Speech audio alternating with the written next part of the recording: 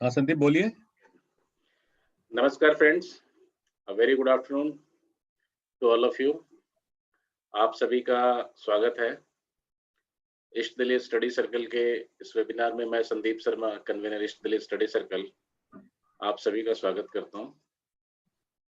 Friends, आज के हमारे गेस्ट स्पीकर और CCM member CA Hansraj Shukla ji आ चुके हैं। Sir, welcome to the webinar sir. हमारे बीच हमारे founder convener doctor Shri Durgadas Agrawal ji भी हैं। Sir welcome sir. नमस्कार टू ऑल। फ्रेंड्स, आज का जो टॉपिक आज का हमारा है that relate to foreign trade policy. और फॉरेन ट्रेड पॉलिसी में आप जो देख रहे हैं कि इंडिया में एफडीआई भी जो बढ़ी जा रही है, और खासकर आप जब दिल्ली एनसीआर जैसे सेंट्रल प्लेस में हो तो हर दूसरी तीसरी कंपनी का कहीं ना कहीं फॉरेन वाली कंपनियों के साथ कनेक्शन होता है। इधर वो होल्डिंग कंपनी होती है, सब्सिडरी कंपनी होती है, या कहीं ना कहीं जेबी होती है, काम चल रहा होता है।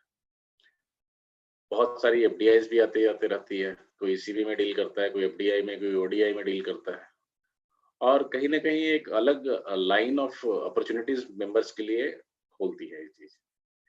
तो हमारे इन सब बातों को ध्यान में रखते हुए हमारी जब आपस में डिस्कशन हुई तो डीडी जी ने ये सजेशन दिया कि, और उन्होंने ये सुझाया कि भैया हम ऐसा एक प्रोग्राम करते हैं जहाँ पे विल डिस्कस अबाउट कि what professional opportunities being a CA we have in foreign trade policy. और उसके लिए हमारे अपने एक्सपर्ट शुभ साहब से बढ़िया कोई नाम नहीं था, और वी आर फॉर्चुनेट इनफ कि शुभ साहब ने एक बार में ही मतलब उन्होंने एक्सेप्ट कर लिया। तो फ्रेंड्स, अब हम प्रोग्राम को विधिवत आगे बढ़ाते हैं, और इस लय में I would like to invite our founder convener CA Durgadas Agrawal ji को। सर, आप प्रोग्राम की विधिवत शुरुआत करें और शुभ साहब के बारे में भी जरूर बताएं। Thank you so much. Thank you Sandeep ji. CA Sandeep Sharma, convener of our study circle, my friend, my younger brothers, respected central council member Shri Hansraj Shukla ji, और so far 36 participants are there। आपका भी बहुत बहुत स्वागत। फ्रेंड्स, आज का सेमिनार जो इस साल में एक बार कोशिश करते हैं कि हम फॉरेन ट्रेड पॉलिसी पे चुक साहब को बुलवाएं, और ही इज काइंड एनफ कि हमारी बात को ये स्वीकार करते हैं। दोस्तों, अब क्या है कि हम एक ऐसी स्टेज पर पहुंच चुके हैं, यानी 51 ईयर्स और प्लस 20, 71 ईयर्स, 72 ईयर्स करीब करीब पास हो चुके हैं हमारे एक्ट को बने हुए, चार्टर्ड अकाउंटेंट एक्ट 1949। जो ट्रेडिशनल प्रैक्टिस थी उसका धीरे धीरे कॉर्पोरेटाइजेशन होता जा रहा है, बहुत सारी जिम्मेदारियां उसके साथ एसोसिएटेड होती जा रही हैं। तो बहुत से चार्टर्ड अकाउंटेंट्स जो समझदार हैं, या जिनको अपॉर्चुनिटी मिली, या जिनको कहीं से कुछ मौका मिला, वो दूसरी साइड में भी चले गए, लेकिन बहुत कम है। उसमें एक नाम चुक साहब का आता है कि उन्होंने कैसे जर्नी शुरू की इस फॉरेन ट्रेड पॉलिसी में, उसकी प्रैक्टिस में कहां से आए। मैं चाहूंगा ये चुक साहब अपने डेलिब्रेशन में ये भी बताएं, क्योंकि चार्टर्ड अकाउंटेंट्स के पास नॉलेज का भंडार है। जब वो ऑडिट करता है तो उसको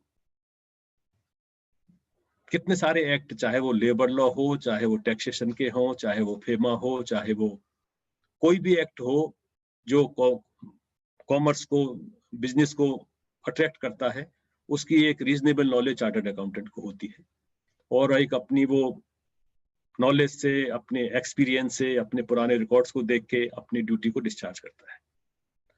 तो इसमें अब जैसे फॉरेन ट्रेड में है, इसमें जितना मैंने सुना है कि एक एंटी डंपिंग ड्यूटी का एक कंसेप्ट होता है। वो government anti dumping duty impose करती है। कई बार जहां से हम एक्सपोर्ट करते हैं वो कंट्री एंटी डंपिंग ड्यूटी लगा देती है, कई बार जहां से हम इंपोर्ट करते हैं हमारी कंट्री लगा देती है। उसका जो लिटिगेशन है उसको शायद मैं समझता हूँ चार्टर्ड अकाउंटेंट कोई भी नहीं है उस फील्ड में, और अगर कोई lawyer plus chartered accountant plus उसकी अगर उसकी समझ है एंटी डंपिंग ड्यूटी की, तो इसकी जो फीस होती है करोड़ में होती है। इसी तरह के बहुत सारे हैं, कस्टम है, अभी जो है अभी इंसॉल्वेंसी पे चालू हुआ है, फॉरेंसिक ऑडिट है, मतलब इतने सारे एवेन्यूज हैं एक जो रूटीन प्रैक्टिस से हटके कि हमको उस पर ध्यान देना चाहिए और जहां मौका मिले हमको इस चीज पर भी अपनी कोशिश करनी चाहिए। तो आज उसी टॉपिक को, उसी विषय को ध्यान में रखते हुए फॉरेन ट्रेड पॉलिसी पर हंसराज चुग जी, जो कि उसके एक मास्टर है मैं समझता हूँ, और मेरा सौभाग्य है पर्सनली कि मेरे दोस्त हैं, मेरे छोटे भाई हैं और बहुत मान देते हैं, स्नेह देते हैं। तो मैं ऐसे चुग साहब का बहुत स्वागत। और चुग साहब, आपसे मैं पूछना चाहूंगा, being a central council member और प्रैक्टिशनर, और अब तो बेटे चार्टर्ड अकाउंटेंट के भी पिता हैं, बेटी भी सीए बनने वाली है, शायद बन गई हो तो मैं माफ करना चुग साहब, ध्यान नहीं है मुझे। अभी नहीं बनी है तो बन जाएंगी। तो एक ऐसे एक सभ्य परिवार, सभ्य से प्रोफेशनल है हमारे चुग साहब। मैं चुग साहब आपसे पूछना चाहूंगा, थोड़ी सी आपकी जो जर्नी रही इस फील्ड में आने के लिए और सीए प्रोफेशन में आने के लिए और सीसीएम बनने के लिए भी, वो भी थोड़ा सा बताएं जिससे कि लोग मोटिवेट हो। और बाकी टॉपिक तो आपके पास फॉरेन ट्रेड पॉलिसी और उसके साथ inbuilt opportunities for chartered accountants, जो कि जिनको ज्यादा नहीं पता लेकिन फिर भी जो कुछ कर सकते हैं इस फील्ड में, तो उस पर भी अपना प्रकाश डालें। इन्हीं शब्दों के साथ मैं सारे पार्टिसिपेंट्स का और चुग साहब का बहुत बहुत स्वागत करता हूँ। नमस्कार, जय Shri Krishna, welcome to all. Thank you sir. Please over to Sandeep Sharma ji, our convenor, please. Thank you sir, thank you so much. और बहुत ही बढ़िया बोला आपने आज। मतलब सर अगर अपनी जर्नी के बारे में बताएं तो ये रियली हम सब पार्टिसिपेंट को बड़ा मोटिवेट करेगा, बिकॉज इट्स वेरी इंपॉर्टेंट। हमें हमारे जो सीनियर मेंबर है, हमारे जो सेंट्रल काउंसिल मेंबर है, हमारे जो आइडल बने जा रहे हैं, हमें उनके बारे में जरूर जानना चाहिए।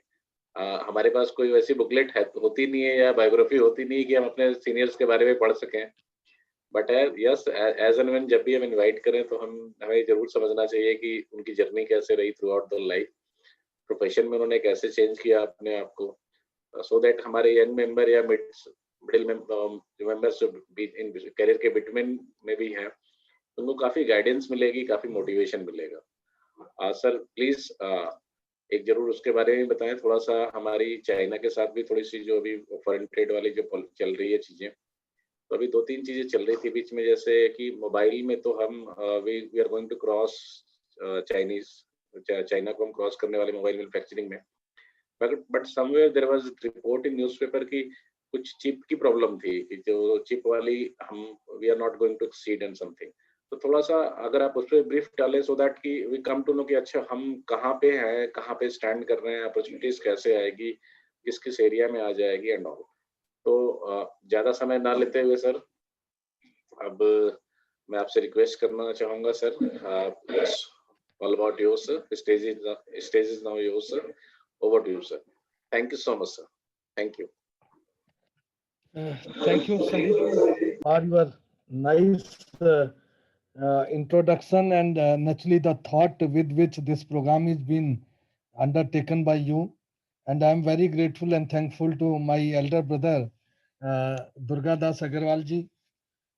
He has been kind enough to invite me, and at the same time, he asked something related to my journey so far in my career development and my being reaching to the council also. Though definitely I appreciate 2 hours kept for this discussion is quite a good time, and the strength of the participants is also good. It's a, and I can see like participants, maybe most of the participants will be known to me. Some may be the senior one, which they started the career along with us. Some may be the younger one, and some may be more than in my age also. So, but everyone has to understand with the concept which goes it is the initial thought, and then thought has to be brought into the actions, and actions ultimately reaches to the where you want to be. With that process only my journey started as a professional accountant in the year 1990 as a chartered accountant. In 86 I started my journey as an article clerk. I was a science graduate. I came to Delhi in 86 and 89 November exam. I qualified finally to be a chartered accountant. January results, we have made it. But ultimately, if we really look at how one can start looking at the career, it all depends on the one's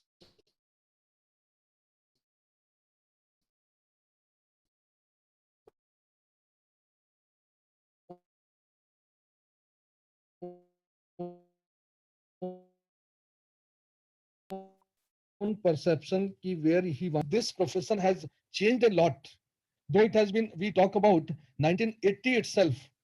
1980 itself, Durga Das ji, आप तो सब हम लोग पुराने हैं, तो हमारी जो 92 से पहले की जो जर्नी है, जब इंडिया के अंदर lot of scarcity were there for each and every needful things also. हमारे पास यदि टेलीफोन हमें घर पे लगाना होता तो कितने साल लगते थे. यदि हमें अपना स्कूटर परचेज करना हो तो उसके लिए कितना समय लगता था. रेडियो लेना हो कहीं पोस्ट ऑफिस से, ईयरली उसका लाइसेंस लेना पड़ता था. टेलीविजन लेना हो तो ब्लैक एंड व्हाइट होता था. तो those were the pathetic position of our country because of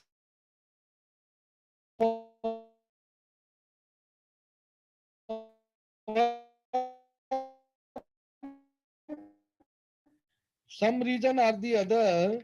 what was the scene की तो है, जब हमारी कंट्री जो है, अब जो हमारी जो थॉट निकल के आई वो कहीं ना कहीं सीआईए जो हम जो सो कॉल्ड हम कहते हैं रशियन कल्चर जो है, या एक कल्चर जो है कि एक हमें कंट्रोल रखना है, एक हमारी कंट्रोल्ड इकोनॉमी की तरफ जो है, हमने मार्केट ड्रिवन चीजों को नहीं पकड़ना है.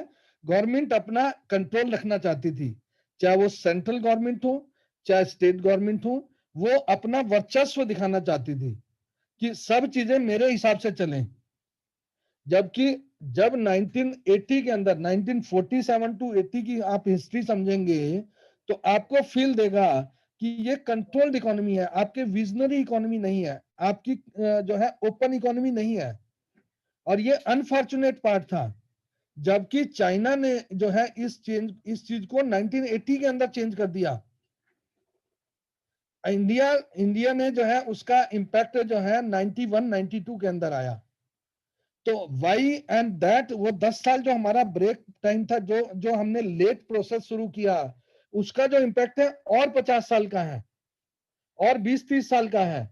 जबकि यदि हम पॉलिसी को और जो है इवॉल्व करना चाहें और सिस्टम को और डेवलप करना चाहें, तो हमारा ही एक ऐसा प्रोफेशन है जो इकोनॉमिकल स्ट्रक्चर को जानता है, जो इकोनॉमिक सिस्टम को जानता है. इंडिविजुअल हमारे जो है आज की डेट में यंग चार्टर्ड अकाउंटेंट जो है वो इतना ऊपर पहुंचना चाहता है, लेकिन वो क्या है कि वो परसेंटेज जो है अभी भी बहुत कम है. जैसे हम रियल पिक्चर में बात करते हैं, कि मैं अपनी बात करूं, जैसे दुर्गा दास जी ने मेरे बारे में भी कुछ पूछने की बात करी, तो मैं क्वालिफाई हुआ 1990 के अंदर, लेकिन क्लैरिटी नहीं थी कि हमें लाइफ के अंदर करना क्या है. थॉट प्रोसेस उतना नहीं इवॉल्व हुआ था, या थॉट प्रोसेस उतना नहीं मैच्योर हुआ था कि हम अपनी जर्नी को अपने आप एस्टेब्लिश करें. गाइडेंस के अंदर जो है एक लिमिटेड रोल हमें मिला. जो बड़ा जो है कोई ऐसा गाइडिंग फैक्टर जिसको हम कहें कि जो हमारी जर्नी को शेप अप कर सके, हमारी लाइफ को शेप अप कर सके, वो उतने स्ट्रॉन्ग रिलेशनशिप हमारे किसी बड़े आदमी से नहीं थे. क्योंकि हम लोगों की साधारण हाई पढ़ाई लिखाई में जो है 3 साल गवाए, उसके बाद में तब तक जो है किताबें खत्म हुई, किताबों की पढ़ाई खत्म हुई, तो लेकिन वो दूसरे कैरियर प्रोस्पेक्ट्स की लाइफ जो है वो शुरू हुई. तो उस समय जब तक आपके पास कोई मेंटरिंग या कोई एक ऐसा इंसान या कुछ ऐसे ग्रुप ऑफ पीपल जो है, लेकिन फॉर्चुनेट एनफ कि हमारे पास जो है वो तब तक एक ऐसे ग्रुप की जो है डेवलपमेंट हो चुकी थी, जो फ्रेंड सर्किल डेवलप हो चुका था, या एक ऐसा सर्किल डेवलप हो चुका था जिसको हम यूनिटी कहते हैं. तो एक दूसरे के जो है प्रति जो है जिसका एक स्वाभाविक कनेक्ट था, एक रिलेशनशिप था, एक लव एंड अफेक्शन था, उन सब ने जो है मिलजुल के एक दूसरे को कोशिश करी कि एक दूसरे की हेल्प करके हम आगे चलें. तो जैसे ही जर्नी की एक स्टेज पे पहुंची तब मेंटरिंग भी शुरू हो गई, उसके बाद में आइडियाज भी डेवलप शुरू हो गए, एक इंसान के अंदर एक किलिंग स्पिरिट भी पैदा हो गई, एक जील भी पैदा हो गई, एक जस्ट भी आ गई कि हमें कुछ डिफरेंट करना है. तो दो रास्ते पता चले, या तो आप कोई चीज डिफरेंट करें या एक किसी भी एग्जिस्टिंग चीज को एक डिफरेंट मेथड से करना शुरू करें। तो मेरे दिमाग में एक आइडिया आया कि भाई 1992 का समय आ चुका है, अब कुछ इवॉल्वमेंट शुरू हुई है, अब जॉब अपॉर्चुनिटीज भी मार्केट के अंदर अच्छी आने लग गई हैं, और प्रैक्टिस के अंदर भी एक एरिया जो है इवॉल्व होना शुरू हो गया है। तो दोनों डायरेक्शन को हमने पैरेलल जो है समझने की कोशिश करी, और फाइनली जो है मेरे पास एक जो है ये जो जहां पे लोगों को एक तकलीफ जो है, क्योंकि जब आपको एक साधारण चीज समझनी पड़ेगी, जिस चीज में दूसरे आदमी को जिसको तकलीफ है और उसको सॉल्यूशन देने की आपके पास ताकत है, चाहे वो प्रोडक्ट हो चाहे सर्विसेज हो, तो then you will be recognised as a right consultant और राइट एडवाइजर और राइट पर्सन। तो फॉर्चुनेटली जो है ये एरिया जो है एक इवॉल्विंग एरिया, एक जो डायरेक्शन देना चाहता था, तो हमने भी इसके ऊपर एक रिसर्च करनी शुरू करी कि अभी क्या क्या बदलाव आए हैं। तो बदलाव में एक पता चला, foreign trade development regulation act आया है। एक फेमा के अंदर जो है बहुत सारी, फेरा के अंदर जो है बहुत सारे चेंजेस आए हैं। एक जो है इंडस्ट्रियल डेवलपमेंट रेगुलेशन एक्ट के अंदर जो है IDRA जो है, उसके अंदर काफी सारी चीजें जो एक फॉर दी SSI सेक्टर जो है, स्मॉल एंड जो SSI सेक्टर है, उसके अंदर डी कंट्रोल हुआ है, कंट्रोल की जगह रिजर्व आइटम की को जो है प्रून डाउन किया गया है। इसी तरीके से कुछ इकोनॉमिक लॉ के अंदर जो है to to come together as a open economy, global economy की तरफ से एक डायरेक्शन मिली है। तो हमने भी सोचा कि भाई this is a new opportunity for the professionals, and why I should not enter into this area. तो it can not be like in from the very first day you thought of and it has been done. That has not happened. Simultaneously we have gone with the, whether it is the filing of the income tax return, whether it is going to the sale tax department, whether it is the doing small and small audits and the taxation. So everything going together, but focusing on something to learn upon, something to learn upon from this particular segments, that has start keep moving simultaneously. And fortunately जो है, we are being recognized by the corporates, we are being recognized by my friends in the business, in the industry as a CFO or somewhere the position at the down the line. And same way we thought it is not this story of Delhi, it's all across India. People are facing lot of challenges, whether it is the custom law, whether it is the Foreign Trade Development Regulation Act, foreign trade policy, whether it is the FEMA. Holistically speaking, the economic structure has two parts. One is the internal economy and one is the external economy. Like Durga Das ji ने बात करी anti dumping duties. Anti dumping duties क्या है? Trade remedies हैं ये। इसके अंदर दो पैरामीटर्स समझे जाते हैं, एक नेशनल इंटरेस्ट और एक business interest.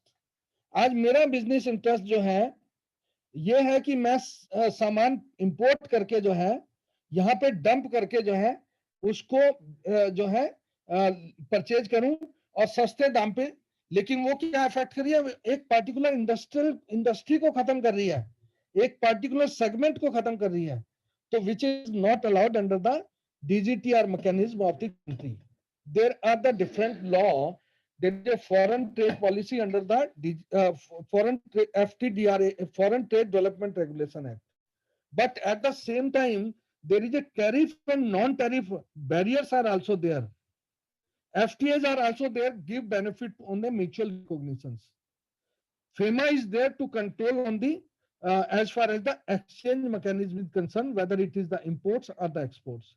Same way, custom law is there to identify the transactions where the benefit can be given under the national culture, in the basis of the national interest. Like if we talk about games happening here in India as a Commonwealth Games. Commonwealth Games, whatsoever has been imported here in the country has been brought into the, because in the national interest, it is giving the benefit to place ourselves goodwill of the country across the globe. So that is why it is been given a national privilege, and whatsoever is been imported, it has been brought into the 0% duty under a notification. But at the same time, a case came to me like Formula 1 race. Why it is not of the national interest? Formula One race, the case came to me. Can you get us notified under the national interest category from the CBIC or so-called then CBEC under the ministry? मैंने कहा nothing doing, it will not be allowed. You want us to represent, we can do so. But because it does not matter with the parameters of the national interest, it is a commercial transaction. You are a gainer. You are organizing these games in the commercial transaction basis. So it is not of those things where you find it in the public interest, for the human interest. In the and so many notification you will find it written like this only, कि it is in the public interest, it is in the national interest. So with those kind of understanding we have to go with. लेकिन parameters क्या develop हुए? एक जब हम कोई statement देते हैं, जब हम अपनी पॉलिसी के अंदर कोई बदलाव करना चाहते हैं, बदलाव एक कंटिन्यूअस प्रोसेस है. आज भी बदलाव बहुत होते हैं. आज आपने देखा होगा अभी फोकस हमारा क्या है? आत्मनिर्भर भारत. हमारी research committee of the Institute of Chartered Accountant of India headed by our Anuj Goyal ji, वो क्या कर रहे हैं? एक सम्मानित तरीके से जो हमारे जो नेशन की पॉलिसी है वो आज एक बदलाव की तरफ चल रही है. उसका बदलाव क्या है? उसमें बदलाव है मैं जो कमेटी को लीड करता हूं, committee for international development of the trade services and WTO. उसका ऑब्जेक्टिव क्या है? ट्रेड को डेवलप करना, इंटरनेशनल ट्रेड को प्रमोट करना, लेकिन under the scheme of the country, under the scheme of the nation. अब स्कीम क्या चल रही है? आप इंडियन सिस्टम के अंदर प्रोडक्शन लिंक या एक सिस्टम लिंक जो है आप प्रमोट करो, but that does not mean कि you are not allowed to import. That does not mean कि it is a limited to India only. It is to spread the presence of the country across the globe. India के अंदर जो है manufacturing sector हो, service sector हो, उसको बढ़ावा देना और उसकी जो प्रेजेंस फील करवाना कि भाई ग्लोब के अंदर जो है हम एज ए ग्लोबल लीडर हैं in the economic sector of the country. तो इसकी जो ऑब्जेक्टिविटी को समझते हुए जो है हमारे बदलाव आज भी आपको मालूम होगा सबको कि 10 मेगा सेक्टर के अंदर जो प्रोडक्शन लिंक्स इंसेंटिव स्कीम्स जो है जो गवर्नमेंट लेके आई है, उसके पैरामीटर्स को हमारे प्रोफेशन के अंदर अनफॉर्चुनेट पार्ट जो मुझे नजर आता है वो यही आता है कि हमारा जो फोकस रहता है वो कहीं ना कहीं limited to the audit, last dates, return filing और जो है जो कहीं ना कहीं एक limited to the some system जो है. हम लोग कहीं कोलैबोरेटिव और कंसल्टेटिव मैकेनिज्म को पूरी तरह से जो है हम ऑप्टिमम लेवल पे नहीं ले जाना चाहते.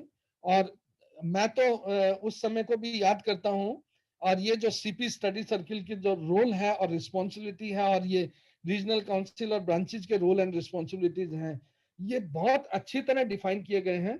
लेकिन फिर भी आज जो हमारे सब्जेक्ट्स जो इवॉल्विंग सब्जेक्ट्स हैं, आज जो है जो इस प्रोग्राम को किया गया, जो जो पॉपुलर प्रोग्राम नहीं है, फिर भी मैं धन्यवाद करना चाहूंगा दुर्गा दास जी को और संदीप जी को कि उन्होंने ऐसे सब्जेक्ट जिसकी पॉपुलैरिटी कम है उस सब्जेक्ट्स को भी अपने यहाँ प्रमोट करने की कोशिश की है.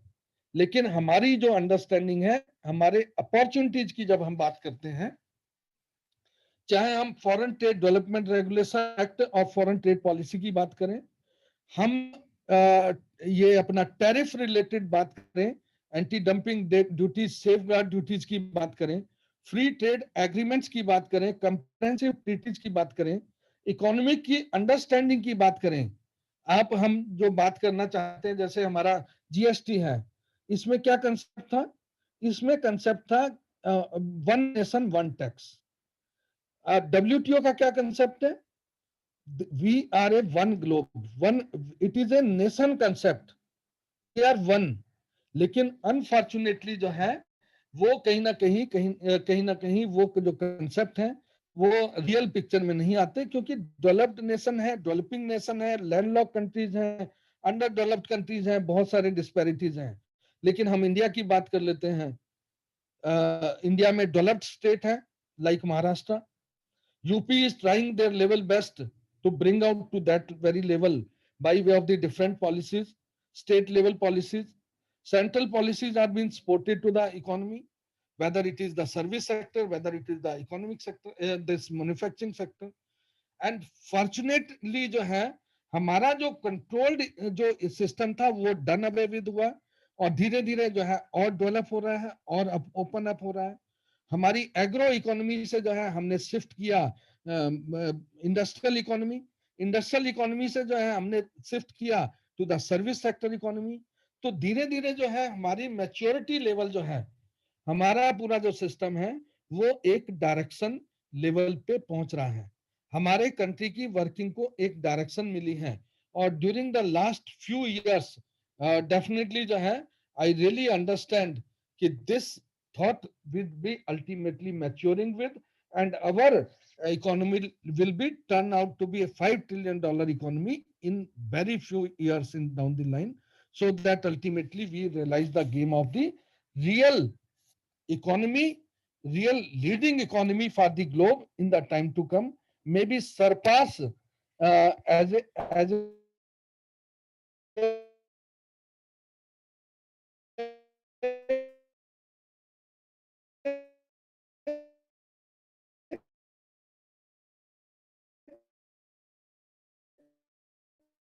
इकोनॉमी टू द अपनी पीपीटी भी जो है एक जो मेरी एक प्रेजेंटेशन है वो भी आप सबसे शेयर करना चाहूंगा और मैं जो है आप सबके सामने जो है एक पीपीटी शायद आपको इस पे नजर आई होगी.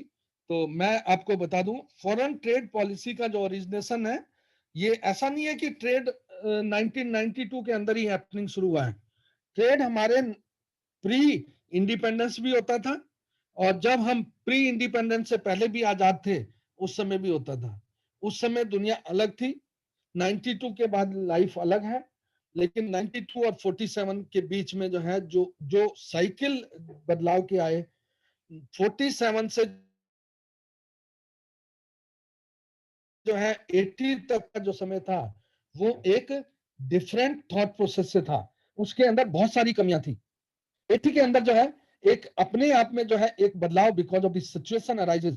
China thought of bringing a change और 87 के अंदर जब एक जो है मतलब एक स्ट्रेस आया इंडियन रिजर्व्स के ऊपर कि इंडिया के पास जो है कुछ पैसा ही नहीं था कि अपने नीडफुल चीजों के लिए भी इंपोर्ट है. इसलिए कहते हैं ना कि भाई कोई जरूरत होती है तो वही कोई आविष्कार की जर्नी बनती है. तो 92 के अंदर जो है 91 के अंदर जो है जब ये बदलाव आना शुरू हुआ तो वो हमारे कहीं ना कहीं नीडफुल कारण की जरूरत से बना, ना कि कोई हमारे वॉलंटरी या हमारे ओपन अप होने की वजह से हुआ, क्योंकि वो स्वाभाविक समय ऐसा था, डिफिकल्ट समय था, तो हमें ओपन अप करना पड़ा.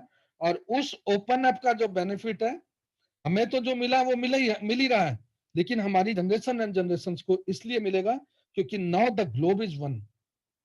जो भी चीज यदि जो है आपके वर्ल्ड के अंदर डेवलप्ड कंट्रीज के अंदर है, यदि आपके पास रिसोर्सेज हैं बाई आउट करने के लिए, वो आप कर सकते हैं. और उससे पहले क्या समय था, आपके पास 50 करोड़ रुपए खड़े हैं या आपके पास 100 करोड़ हैं और आप यदि रॉयल्स रॉयल लेना चाहते हैं तो आपको लाइसेंसिंग, परमिशंस, फॉरेन एक्सचेंज की लिमिटेशंस और ड्यूटी स्ट्रक्चर, ये वो टैरिफ, नॉन टैरिफ, दुनिया so many barriers, so many glitches and moving from one place to the others, कि ये लाइसेंस राज, ये इंस्पेक्टर राज, ये सारी चीजें जो है जो थी वो that has been done away with. The benefit today is like we can enjoy all the facilities available to anyone in the world with those kind of the जो है strength. Now we are there. तो friends foreign trade policy के ऊपर मैं आता हूं. इसका originating law है foreign trade development regulation act 1992. उससे पहले क्या था, कंट्रोल ऑर्डर होते थे, export control order, import control order. तो वो कंट्रोल ऑर्डर मैकेनिज्म के साथ में हमारा जो सारा जो है इकोनॉमी, जहां पे ग्लोब की जो है हम ट्रांजैक्शन बियॉन्ड दी बाउंड्रीज की बात करते थे, तो तब उसके अकॉर्डिंगली चलता था. हम सब ने पढ़ा हुआ है, import control order, export control order, ये सब हमने पढ़े हुए हैं। Foreign trade development regulation act को अच्छी तरह अंडरस्टैंड करने की जरूरत है। उसके अंदर जो पावर सेक्शन 5 के अंदर दी गई हैं to the government to draw a policy which is a long term policy, which is giving a sometimes systematic approach for the growth of the country. That is also the need full time for the doing something big for the economy of the country. वो सारे concept जो है हमारे सामने आए और 1992 के बाद जो है ये some time initially import export policy, EXIM policy बोलते थे हम, उसके बाद में इसका नॉमेनक्लेचर जो है फॉरेन ट्रेड पॉलिसी रखा गया। और इसके एफटीडीआर के अंदर जो है only few sections are there which is been there through a rules and the regulations and under section 5 power to frame a policy by the government of India। उस तरीके से जो है ये foreign trade development regulation act चला। तो FTP के अंदर फॉरेन ट्रेड पॉलिसी के अंदर जो है हमारे पास 9 चैप्टर हैं, हमारे पास 9 चैप्टर्स हैं। Legal framework and trade facilitation पहला चैप्टर है। चैप्टर 2 है general provisions regarding import and exports. Chapter 3 है export from Indian services. Chapter 4 है duty exemption and remission schemes. Chapter 5 है related with EPCG, export promotion capital goods. Chapter 6 है EOUs, EHTP, STP, STPI and all that. Chapter 7 is there related with the deemed exports. 7A is there with the TMA, a benefit available for the export of the agriculture products. Chapter 8 is related with the quality complaints and the disputes. Chapter 9 is related with the definitions, where the need be this definition are being used in the different chapters. Friends, let me understand first कि we have a $3 trillion economy. We all know 1992 is the year, 2021 will be taking it separately. 19-20 की जब हम बात करते हैं तो हमारा जो मैच्योरिटी लेवल है या हमारी जो इकोनॉमिक लेवल है, इकोनॉमी का जो लेवल है वो ऑलमोस्ट $3 ट्रिलियन इकोनॉमी है, मे बी 2.90 समथिंग, और 3 is the round figure, $3 trillion economy. This is a combination of the internal and the external economy. External economy कितनी थी? $528.45 बिलियन की हमारी एक्सपोर्ट हुई, इंपोर्ट्स हुई $598 बिलियन की। We are a trade deficit country.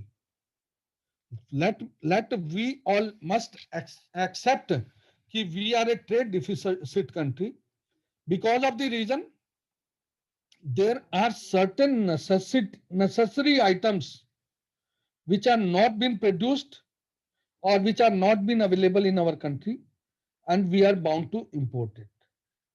The major items are like petroleum products, so we are bound to import it, and this is the major contribution. There are the certain other items which we under the scheme, under the policy of the government called Atmanirbhar, we will be going away with the import segments and will be starting producing ourselves in India itself in a bigger manner. Like we talk about the mobiles, we are always been an importer. Now all major mobile manufacturing companies, they are being attracted towards the establishment of their manufacturing unit here in our country. Like even Apple, Samsung, you may have seen with expansions, like so many Chinese companies, so many other countries, big technology companies, they are here in India. Semiconductors, all electronic gadgets, all electronic products. Same is with the other things also. Wherever the need be, government is coming out with the production linked incentive schemes to attract them up to the country so that they somehow get a path of the success and they somehow the attract of the negativity of the China also.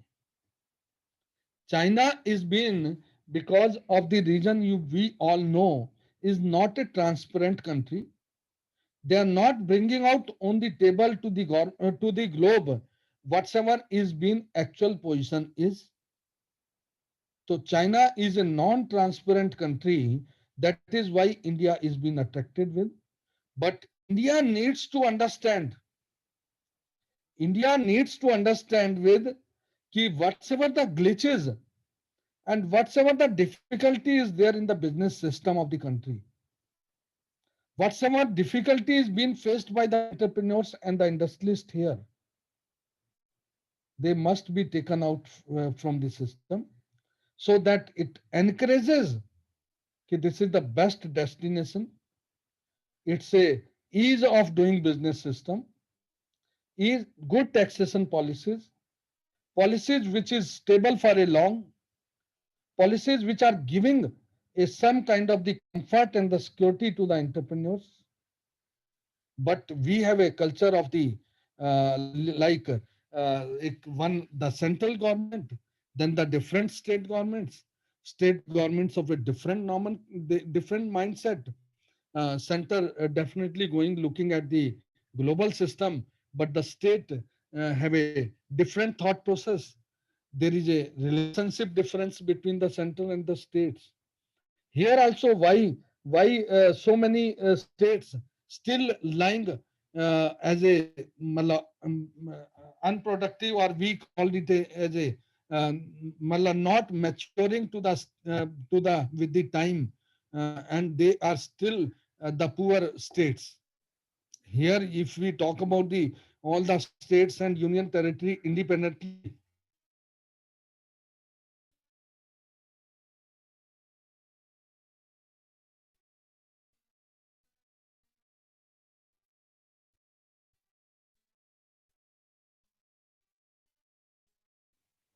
we can find so many states which are still being available, good human parameters, but unfortunately because they are not going with. So those kind of understanding has to be there in the minds of the government, in the general public also. Now only parameters remains with growth and growth. If that is being understood by the even an individual, few individual more whatsoever we are today, it's not lakhs and lakhs. It's a few thousands only if they are prepared with $1 trillion economy. And who can guide them up? No other professionals is there in our country other than the chartered accountant. Chartered accountant is only profession which is a linkage between the industrialist and the government, which has a knowledge of the economy, which has a knowledge of the all the law, all the economic and the commercial law of the country, who has the brain of a good business culture development, all the financial aspects, all the related aspects, whatsoever is being required to build a good entrepreneurial business house. But if we really look at how many chartered accountants are there into the consulting area, no one is there. Only few are there, and people does not understand. Our professional brothers and sisters, they don't understand what we are losing with. We are losing lot for ourselves, lot for this profession, and lot for the nation also. Like if we talk about the business consulting firm here in our country. So who all are there in the major? All are international. No one is there of the Indian itself. Why? We have a introspection to be carried with. We have to understand, we have to introspect. Just to have a feeling like where our economy has traveled so far.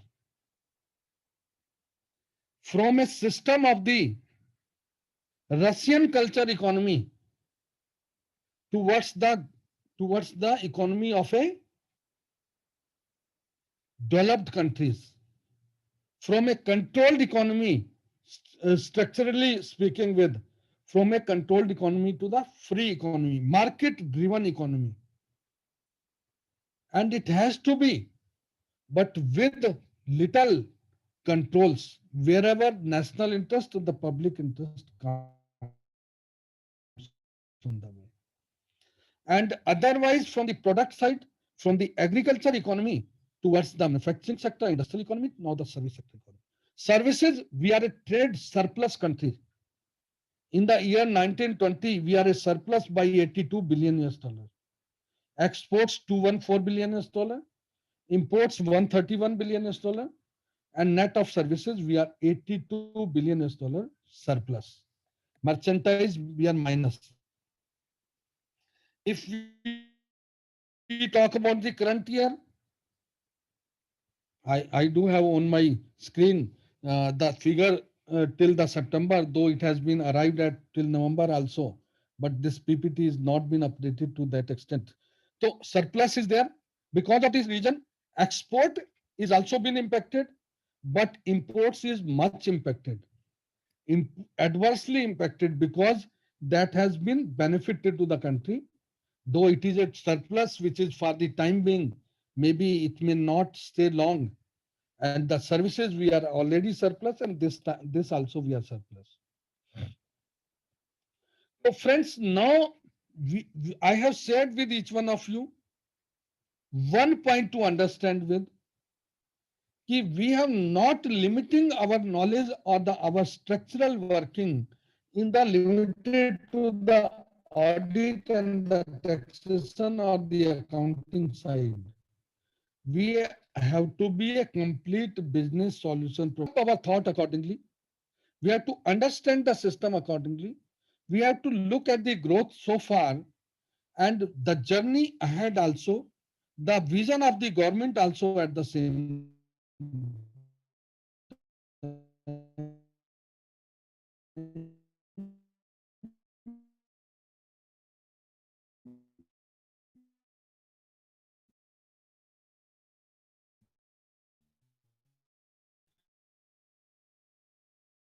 And ultimately we realize that this, it is always said that policy is a tested policy.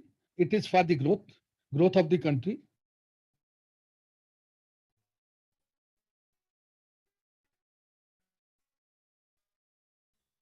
It is in the national interest. Interest is very much there. So now this understanding, there are certain schemes in the policy or in the different law. I'll be just sharing with each one of you. Like under chapter 3 rating lately, one is the MEIS, merchandise related, which will be taken over by the other scheme maybe from the January onward or the April onward, which will be a rebate on taxes and duties on the exports. Now the scheme is MEIS, merchandise export from India scheme.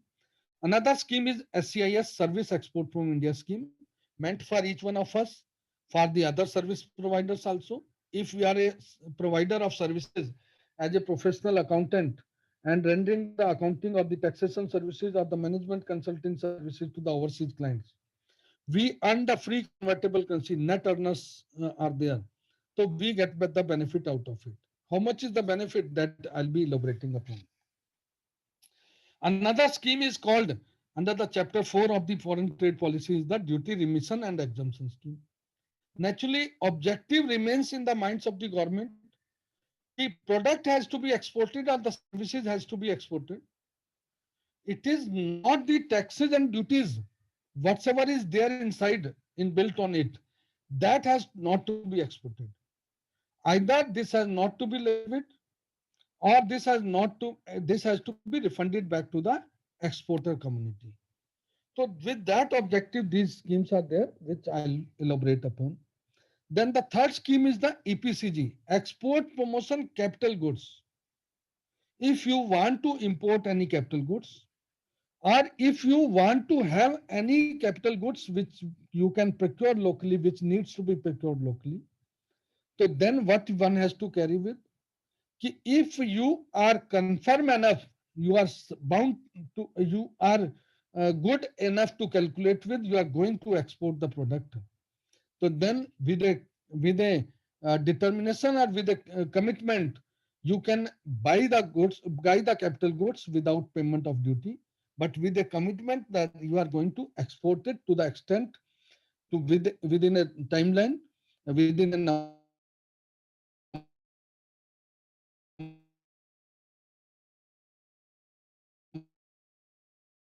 of years, whatsoever is been there in the scheme. Then certain benefits are there in the then certain benefits STPs and BTPs, that is there on a taxation front, and the ease of bringing out the goods into India, or whether it is the capital goods or the raw material or any components, that is there for these sectors. Then deemed exports category, other than the EOUs, those is also there. Then some incentive to the agriculture, specific incentive to a particular sectors. Over and above this Foreign Trade Development Regulation Act and the foreign trade policy, there's certain different law also of the country. There is a one law called SCZ Act, which gives the benefit to those units and those developers or the co-developers, those who go for the SCZ under the SCZ Act. They are not being spelled out here because that are being governed under the other law, which is not the topic of the day. If the Sandeep and our Durga Das ji will allow me to some other date, so then specific points can be taken for the SCZs in that particular in the time to come. If the interest region between the members also, then only this subject can be taken forward in a different program. But today my focus will be on the foreign trade policy itself. But that does not mean foreign trade concluded here. There are certain other laws like FEMA. Any imports and exports happens with, so it is being controlled, the payment and the remittance controlled under the FEMA. The custom system, custom act, GST act related with the transaction which goes beyond interstate transactions, which is a import and export transaction. Those becomes part of the overall international trade, foreign trade. Now, all these scheme, whatsoever is I have shared with you, though in length I am going to share with you, these are some are the pre-exports, some are the post-exports, some are within the which falls under the both the schemes pre and the post. Like advance authorization, you have to import the goods unless until you are in the another scheme called DFIA. So then before actual utilization, actual जो है usage of that product, whatsoever is being imported duty free, you are for the purpose of the export of the finished goods. So you will not be allowed to have the import. It is the actual user condition. EPCG, goods, capital goods has to be imported. That has to be put into the use. That has to be installed. Then only the benefit of the juror duty, though you will get the license, but commitment is there to the for the purpose of the exports. MEIS, SCIS, this is a post payment realized, exports made, both the condition is being met with. All the other conditions are being met with. Duty drawback, exports happens with. Payment may be realized subsequently. It is being gone to the account as a direct benefit transfer. TMA, payment realized and the exports made of the agriculture products, special incentive for the agriculture products. This is there as a post-export benefit. EOU schemes, deemed exports schemes, they may fall under the suppose if we talk about the advanced authorization and EPCG under the EOU schemes, it is a pre availment of the benefit post. So these are these are the situations. If you are under the EOU schemes, so these are the EOU is a situation, not the benefit. Deemed export is a situation, not the benefit. Benefit is there, whatsoever is available, whether it is the pre EPCG or the advanced authorization. But the methodology here is because you are being designated or you are being brought into the different category. Your category is under the reserve category. A different class is being put into. So then you are there into the different mechanism. That is the only difference. Now, friends, I have already shared with you, there are certain schemes which are on the way. It is not related with the foreign trade policy, but it is related with the Atmanirbhar Bharat. Bringing out in our country a sustainable system of the schemes like specs for a particular sector for the manufacturing of the electronic components and semiconductors. Scheme for promotion. It's a manufacturing sectors. If within this scheme you buy something, so then you are being allowed a certain fiscal benefit, financial gains. So that is the scheme. Then PLI for the large scale electronic manufacturing. So many 10 more items are on the way. Zero rated under the GST law. ROSCTL for the scheme on the garments and the made up exports. ROTAP replacing with the MEIS, which is on the way, which you all know in the time to come, maybe from the 1st of January or the 1st of April, this will be brought under the scheme.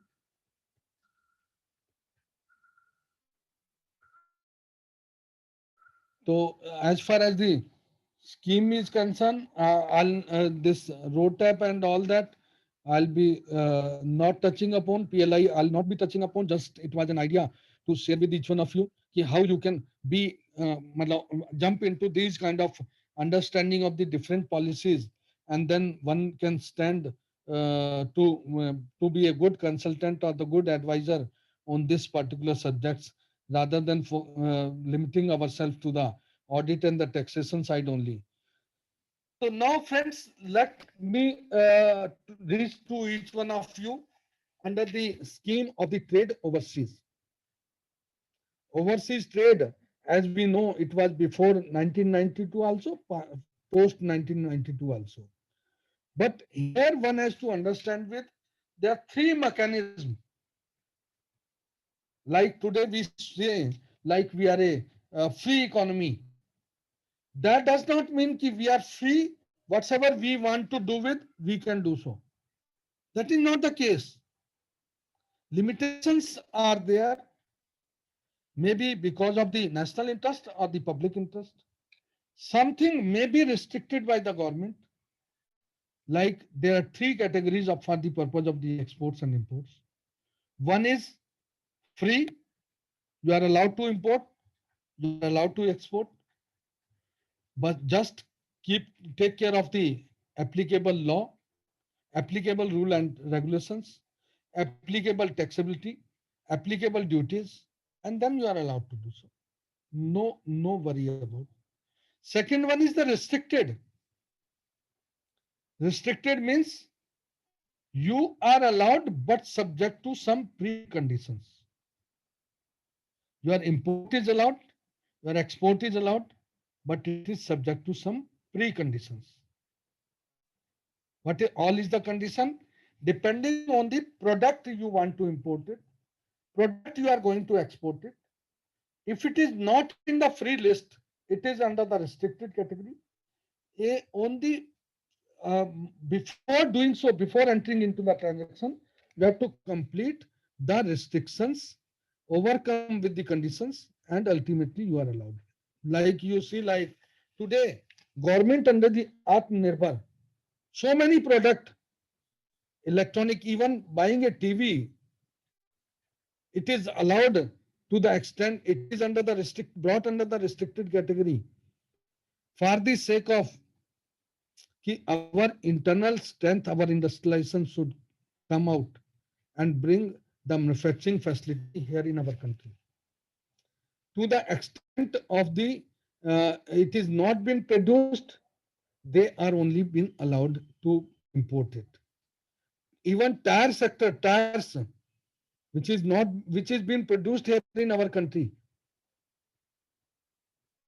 they are not been allowed to import because of the reason, obvious reason, we have a national interest, we can restrict.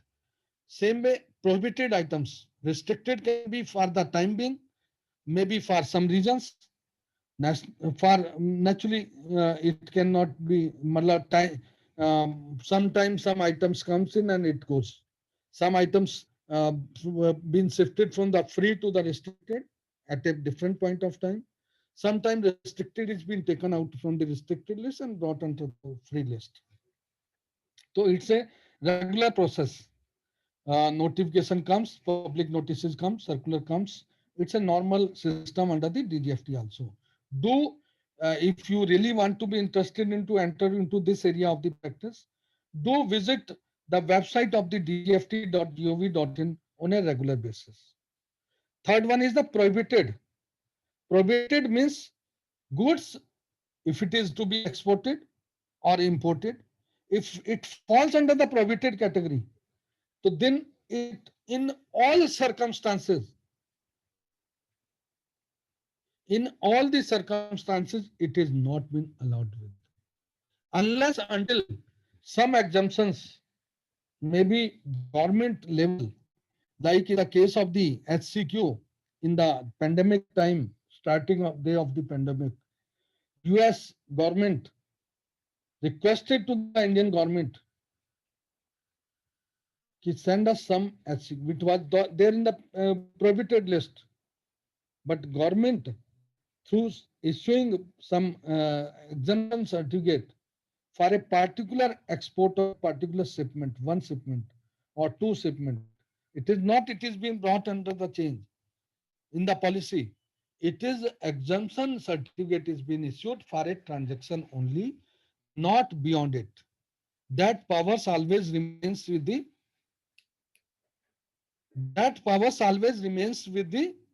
government to taken care of in the national interest, in the interest of the country, in the interest where the government feels so.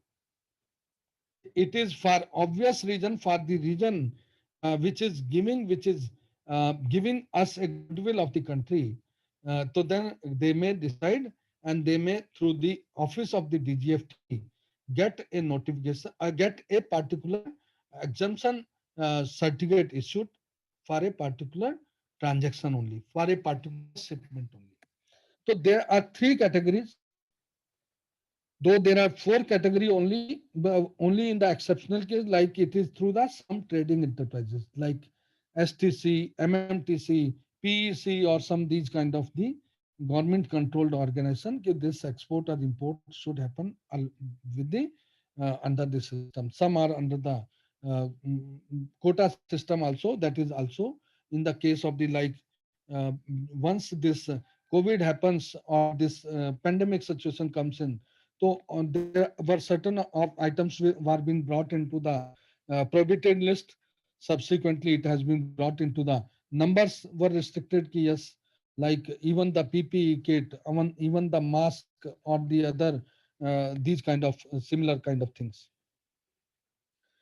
So let me also make you to each and everyone understands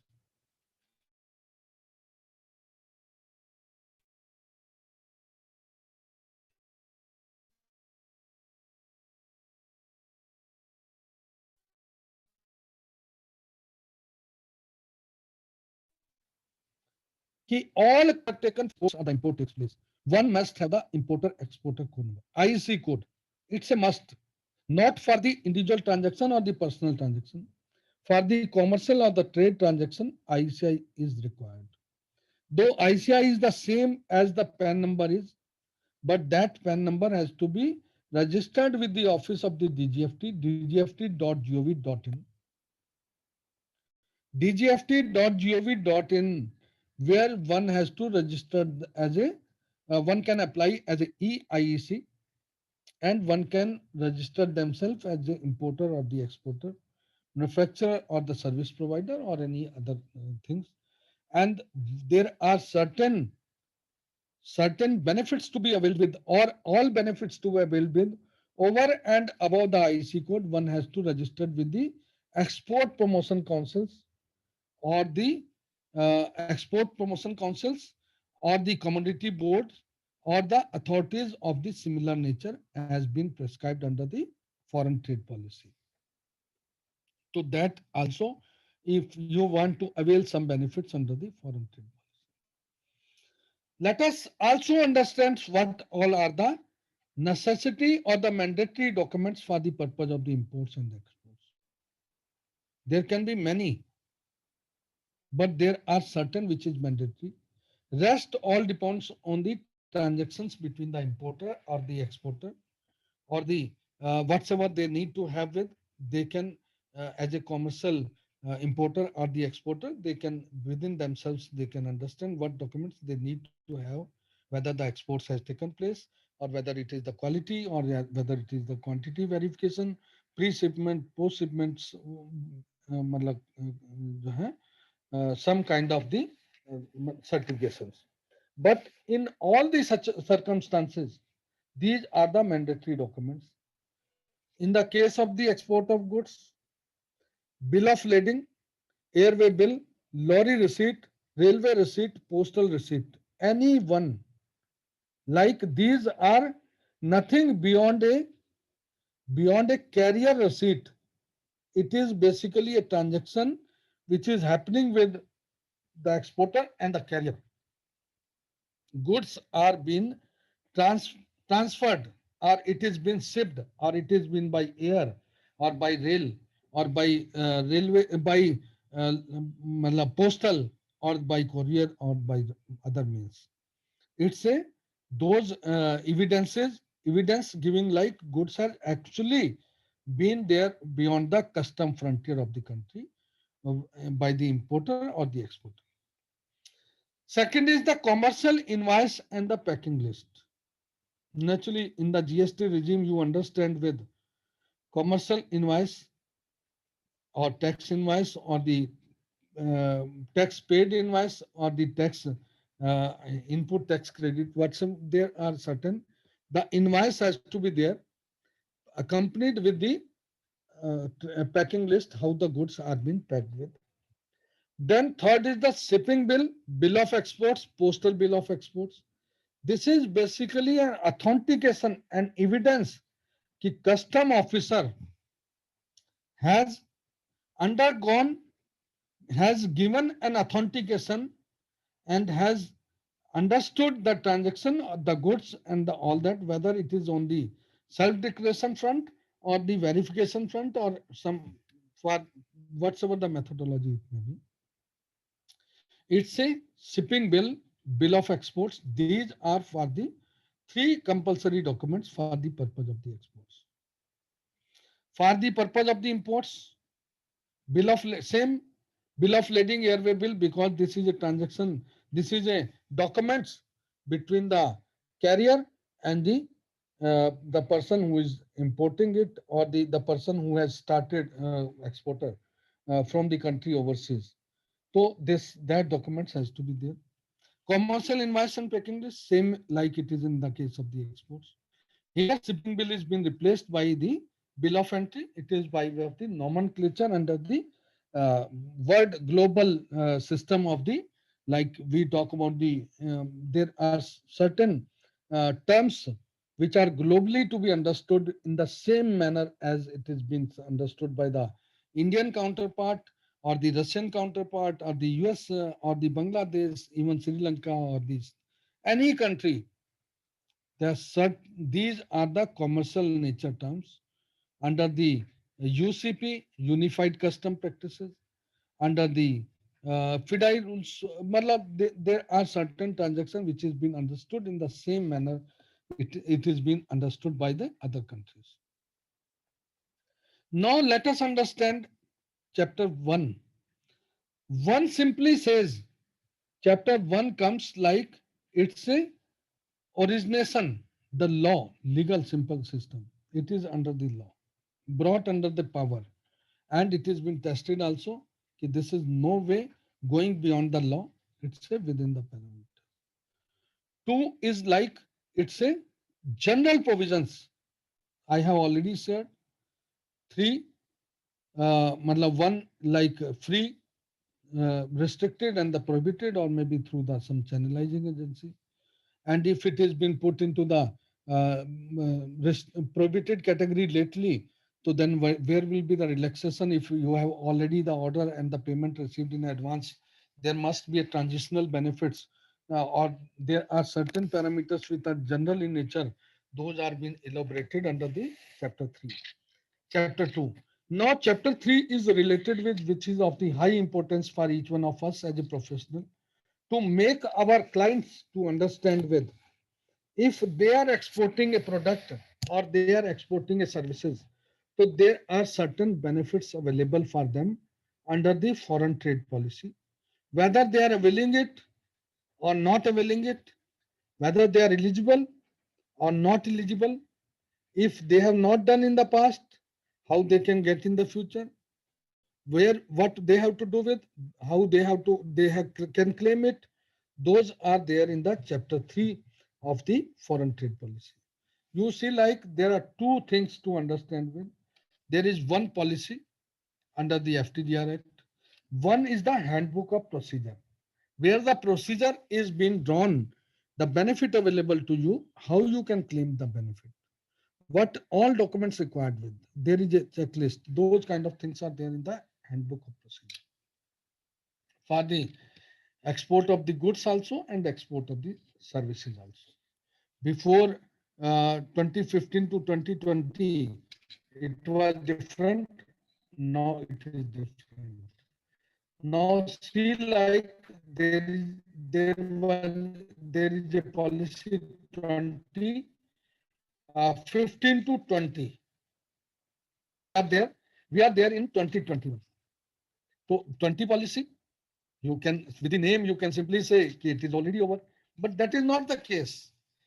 20 policy is been extended for one more year, because no new policy can be brought in, because by the day it was supposed to be announced on the 1st of April, the pandemic situation has come in India. So then government thought of the, though consultative process was going on, it was under the finalization stages, but unfortunately in the end of the March, this lockdown condition came in.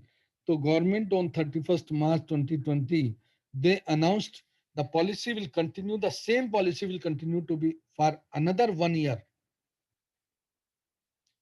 Through a notification they have announced it.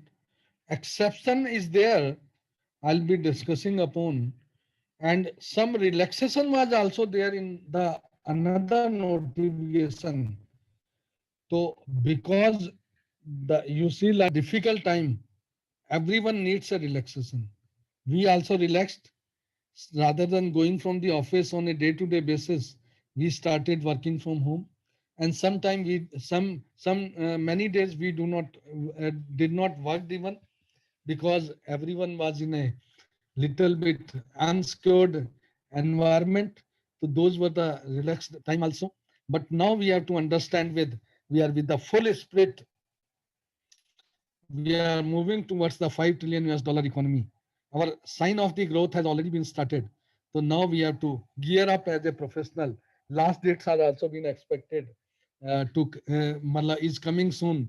So we all have to gear up for the giving to the client, serving to the client, serving to the profession, and serving to the nation in a best of our ability by better understanding of the knowledge. Knowledge is the power with each one of us. Now, friends, why the government should bring out the policies or the schemes, beneficial schemes? Like I have shared with you, so many production link incentive schemes. But in 2015, government came out with the scheme MEIS. Those schemes were there before also. Every scheme has a objective. We all have an objective of our career, our life, for ourselves also, for the others also. This scheme, which is called Merchandise Export from India scheme, this has been brought into the system just to make a gap fulfillment of those things which are being missed here which have some kind of the inefficiencies in our system, and the government thought of our exporting community should not suffer because of the lackness of the system or the not doing best whatever is available to the in the globe to the globe exporter in the other countries. So government thought of let us uh, somewhere fill the gap by giving some kind of fiscal incentives. The objective came is to offset infrastructural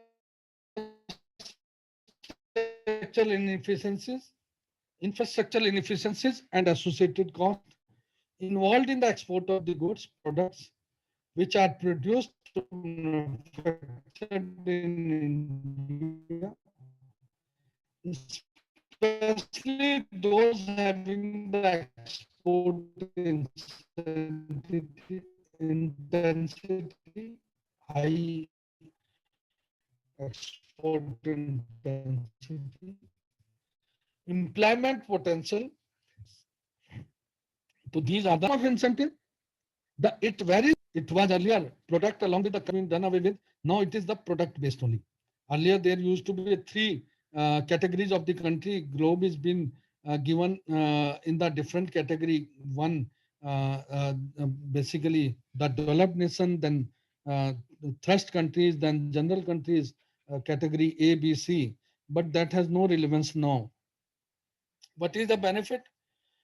Depending on the ITCHS code, depending on the product you are exporting, it can be 2%, 3%, 4%, 5%, or 7%.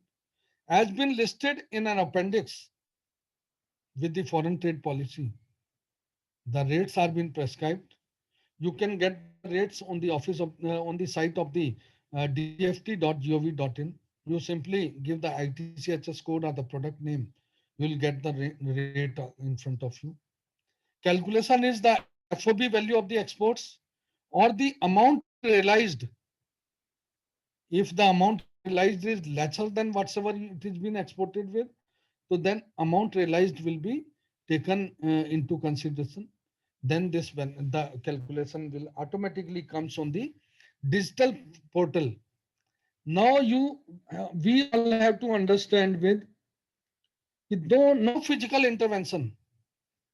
In this particular case, MEIS case, all has to be generated from the different portals, brought together, put into a basket, and ultimately benefit will be claimed with, and benefit will be coming to your on the e-system itself. E-system itself, and it will be there in the as a license to you in your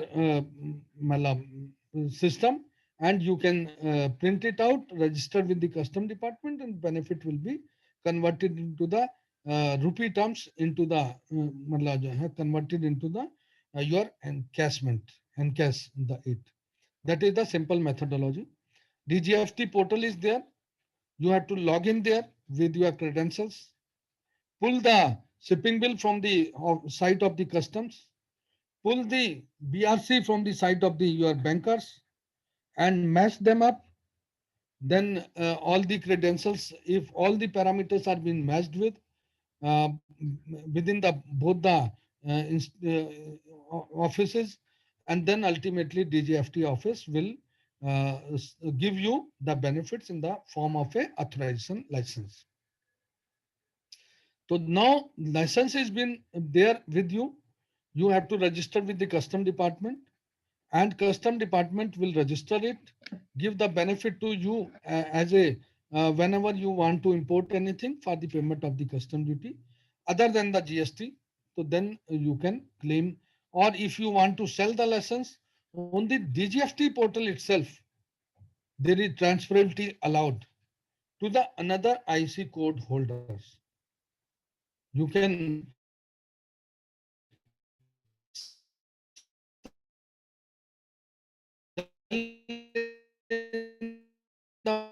market, sell to the other benefit. Now it comes to the through a format. It is through the e-commerce. No, there is a limitation to it. E-commerce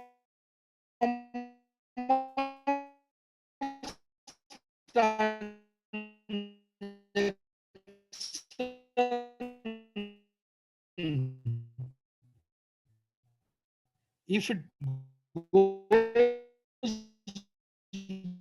beyond 5 lakh rupee per transaction, so that is the 25,000. Yes. Sir Sandeep बोल रहा हूँ sir, आपकी आवाज ना बीच बीच में break हो जा रही है या कुछ प्रॉब्लम आ रही है आवाज में आपकी? तो मैं एक सेकंड में जो है ना इसको ईयरफोन पे लेता हूँ। हाँ जी प्लीज, है ना। अभी कैसे आवाज में कुछ?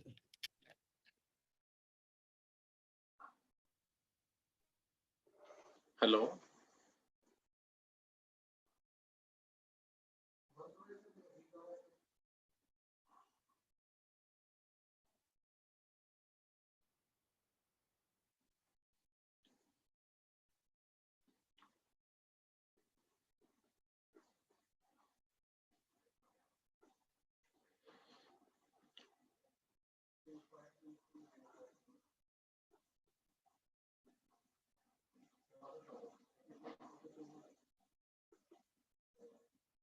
अभी भी डिस्टरबेंस है सर, आपकी फोटो स्टिल हो गई।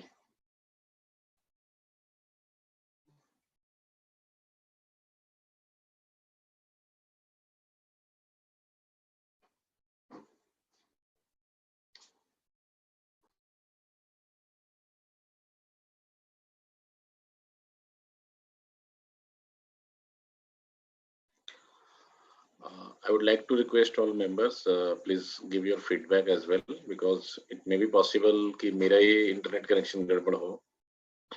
If you are facing the same issue with sound and picture, sir आप ठीक आ रही है सर? आप पिक्चर ठीक आ रही है सर? साउंड नहीं आ रही है। आपकी आवाज तो बिल्कुल ठीक है।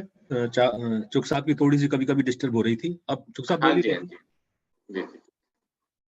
हाँ जी अभी ठीक है सर।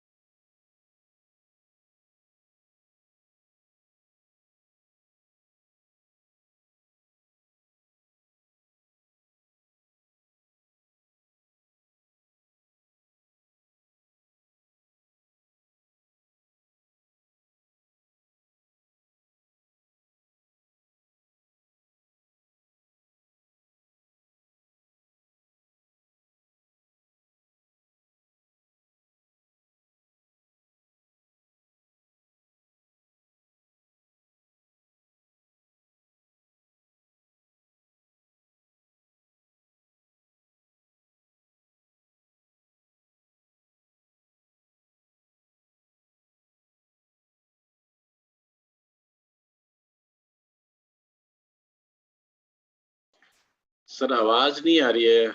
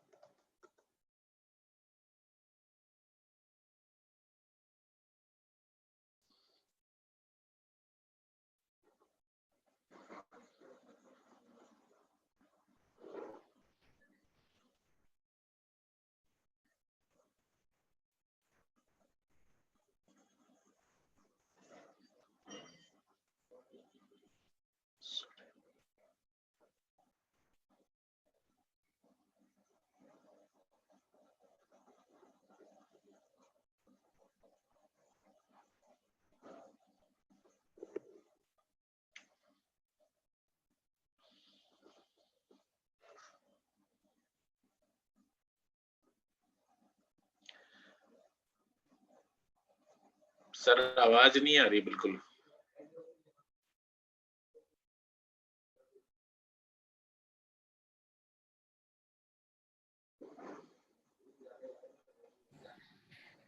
अभी कुछ फर्क पड़ा?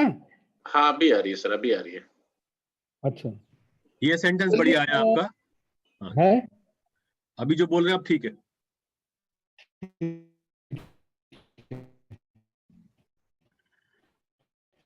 So these chapters are, the government don't want to promote these products. in the national interest or some other reasons. Now, there are certain ineligible categories, like if it is being export is being made, though it is a deemed exports, DTA unit sell to the SCZs. Though SCZ sells to the overseas party, benefit will be there. But if DTA sells to the SCZ, the benefit will not be there. Imported goods exported as it is, the benefit will not be there.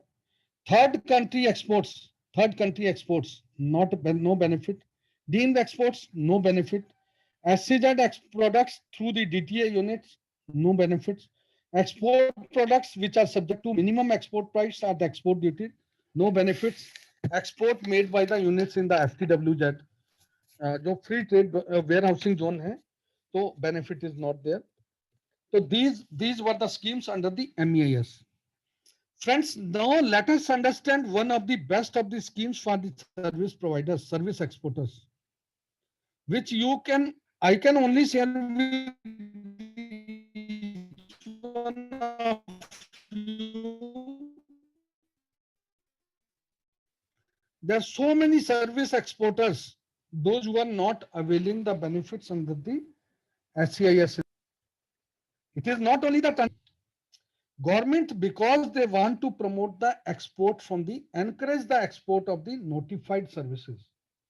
Services which have been listed and notified under the appendix, the benefit is there, provided you earn in the free convertible currency. And the net foreign exchange earned by you will be beneficial to the extent of the 5% or 7%, depending on the services you are rendering to the overseas clients. Like you being a chartered accountant, if you have overseas clients and providing the services as a accounting services, taxation services, auditing services, or these services, so then 7% of the net foreign exchange earned, you will be earning over and above whatever the commercial gain you are availing from the transactions. This 7% will be given by the office of the DGFT through this scheme. All is the condition, how you can avail it, and how the services you rendered with, they will be beneficial for under this scheme. Just to understand, with under the WTO, there are four manner. The manner you can export the services to the overseas clients. There are four manners. This benefit is available under the two manner only. 9.511 cross-border trade, 9.512 consumption abroad. Then third manner, like first manner, let me understand with cross-border trade. I am here in India. My friend Durga Das Agarwal ji is sitting there in Delhi. And if he has a client overseas, suppose he has a client in the Switzerland. Switzerland is a beautiful place. One can develop the clients also. One can render the accounting and the taxation services or auditing services sitting here in our country to the overseas clients sitting there in the Switzerland. So Durga Das ji somehow he visited on a sometime कि भाई वहां कोई दोस्त मिल गया कि यार मैं यहाँ पे बहुत बड़ा बिजनेस है, मेरा एम्पायर है और मुझे इंडिया से कुछ अकाउंटिंग और मैं आउटसोर्स कर देता हूँ. भाई साहब ने जो sitting here in India, he is rendering the services to the overseas clients without any physical movement, just through the mechanism of a as far as the data जो है through the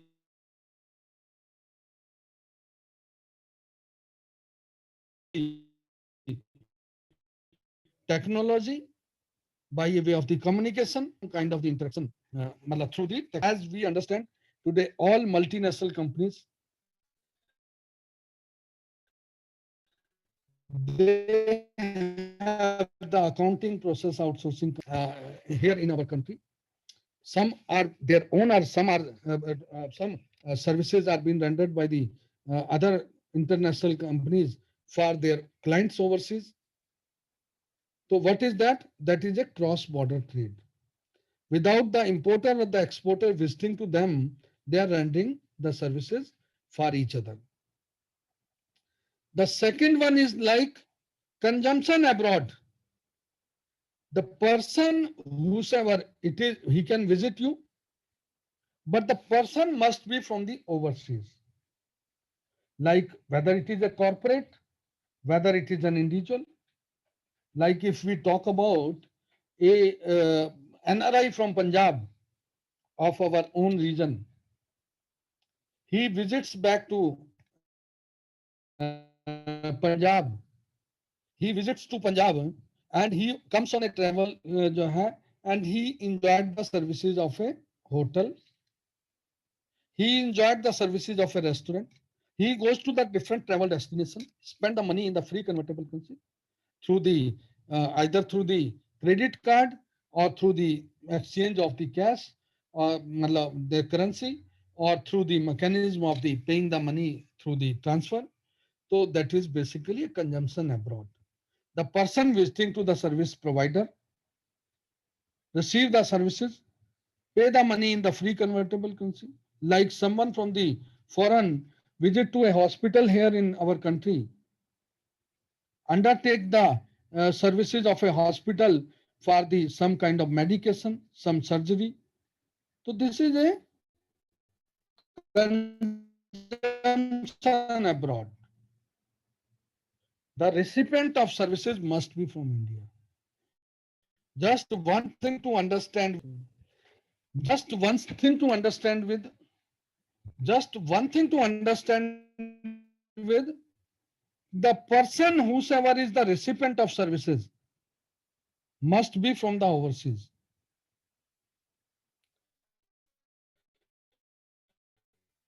A query came to me, a person who is an NRI, he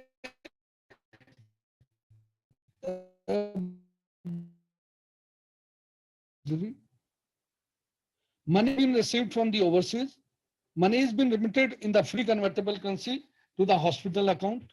Whether this benefit will be there? Certainly not. Because the consumption of that services is being not by the overseas party, it is by the local party, though money is being realized in the free convertible currency. 15,000 US dollar or the proprietor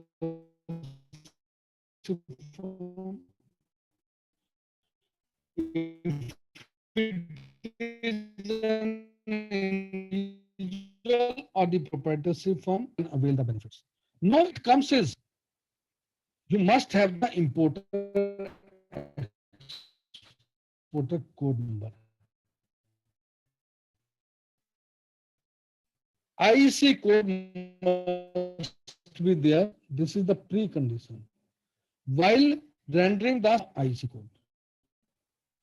The another third and fourth mode is like presence of the commercial presence overseas. Benefit is not there. Bringing of the money, this benefit is not there.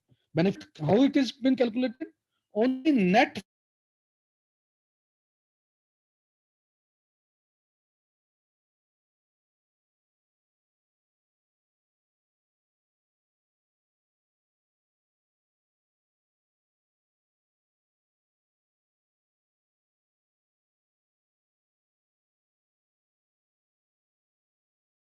certain ineligible category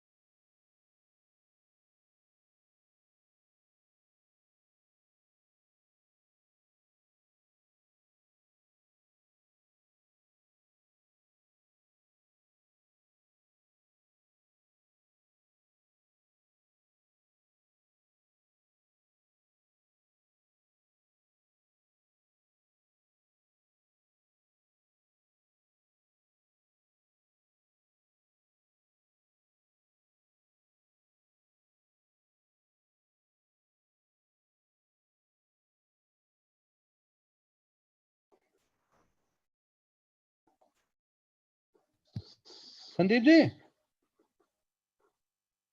हाँ जी sir. आवाज आ रही है ना? हाँ जी अभी आवाज आ रही है सर। अच्छा अच्छा, कुछ मुझे लगा कि जो है, और स्क्रीन पे है मेरा वो। नहीं स्क्रीन पे नहीं है सर, स्क्रीन से हट गई है वो। अच्छा अच्छा, चलो ठीक है, वो बीच बीच में ना कुछ आवाज में प्रॉब्लम हो जा रही है। अब आ गई सर स्क्रीन पे। ओके। जी।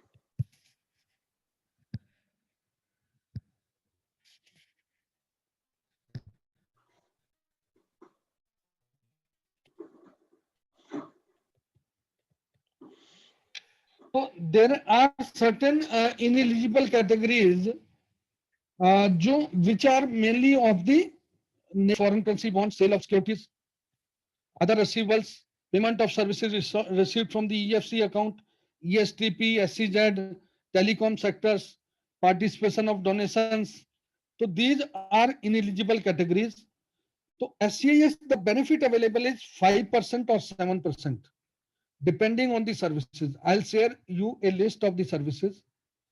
So then how this benefit can be calculated with net foreign exchange. All professional category, 7%. Then legal, accounting, auditing, bookkeeping, taxation, architectural, engineering services, integrated engineering, urban planning, landscape, medical and the dental services, veterinary services, services provided by midwives, nurses, physiotherapists, and the paramedical, all 7%. R&D services on the natural sciences, social sciences and humanities, interdisciplinary, all under 7% category. Rental leasing services without operator. Sandeep may be the owner of a ship. He may be the owner of a aircraft, other machinery and equipment, transport equipment. If he hire it out to the overseas party and earn as a rental, without this all equipments are being without operator, so then 7% you will get as an benefit from the government of India under the DGFT under SCI scheme. Other business expense services, advertising services, market research and opinion polling, market consulting services, services related to the management consulting, technical testing and analysis services, services incidental to agriculture, hunting and forestry, services incidental to fishing, services incidental to mining, manufacturing, energy distribution, placement and supply services, investigation and security services, related scientific and technical consulting services, maintenance and repair of the equipment, building cleaning services, photographic, packaging, printing, publishing, conventional services, all under the 5% category. So these all are the business services. Communication services, audio visual, motion picture and video tape production and distribution services, motion picture projection services, radio and television services, radio and television transmission services, sound recording, all under 7%. Construction and related engineering, general construction, civil engineering, installation and assembly work, building completion and finishing work, all 7%. Educational, primary, secondary, higher and adult education, all under the 7%. Like if you have an education institute, foreign students are there as a student with you, you earn in the free convertible currency. So then the net foreign exchange earn whatever you earn out of that education, you'll be allowed. Environmental services, sewage, refuse disposal, sanitation and similar services, 7%. Health related and social services, hospital services 7%. Like I have already shared with you. Tour and travel services, hotel and restaurants 5%. Tour agencies and travel operator services 7%. Tourist guide services 7%. Recreational, cultural and sporting services, entertainment services, news agency services, libraries, archives, museum and other cultural services, sporting and other recreational services 7%. Transport services, now here is a catch. You see, like there are certain things to understand with here. There are two appendix 3D and 3E. there may be a certain transaction where you earn the services money or the professional incomes in the free convertible currency. There may be certain earned in the Indian rupee. If it is been earned and it falls under this category, earned from a foreign party, where he is been allowed to take back the money and remit the money from there, rather than doing so, single transaction he gives and he paid the money in Indian rupee in India itself. So then that will be treated as a deemed relation in the foreign currency. Passenger transportation, freight transportation, rental of vessels with crew, maintenance and repair of vessels, pushing and towing services, sporting services for maritime transport, air transport services, rental of aircraft with crew, maintenance and repair of aircraft, airport operations and ground handling, road transport services, passenger transportation, freight transportation, rental of commercial vehicles with operator, maintenance and repair of the road transport equipments, sporting services for road transport. And now it comes with the services auxiliary to all the three category: cargo handling, storage and warehouse, freight transport agency services, all under this category is under 7% category. You have to remember Appendix 3E and 3D. 3D listed services, 3E those services where the amount is being realized in the Indian rupee also, then also the benefit is available. Now friends, let us understand how to claim and what is the benefit and how this benefit is being utilized. Now you see like timeline. There is a timeline, certainly it is not like 18-19 you exported and you will going to claim in 2025 and 26. No way. 1 year from the end of the financial year, in normal terms, extended 2 years, depending on the timeline you take beyond it. There is a certain late cut, late delay cut that will be, and that ultimately 3 years from the end of the financial year for the which the benefit is available to you. That is a normal case. Pandemic situation, there is a special situations. So in 3 years time, which year belongs to you? If we talk about 1819, starting with 1819, 1920, I'll share with you in differently. 1819 till, because date comes is the 31st March 20, but it was pandemic time. It was been extended till 31st December 2020.